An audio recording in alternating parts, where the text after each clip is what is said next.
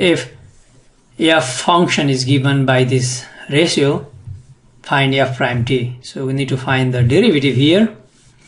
Since we have a fraction, we can use the fraction rule known as quotient rule, but we can separate into 3 fractions and get rid of this fraction. So let me simplify this in this way.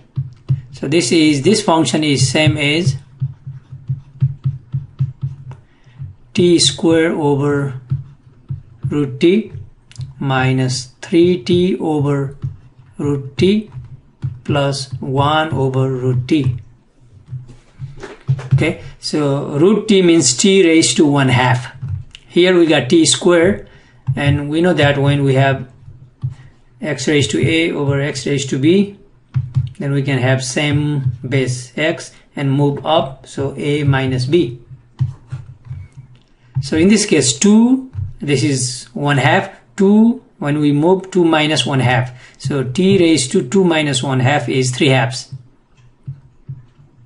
Okay, t raised to 1/2 on the bottom, 2 minus 1/2 is 3/2.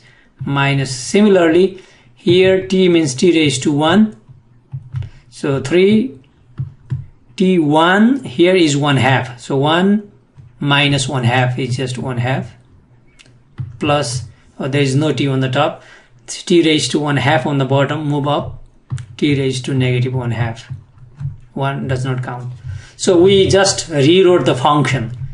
Now we can take the derivative using the power rule. Okay, t raised to some power. We know that when we have t raised to n, and when we want to find the derivative, this would be just n t n minus 1.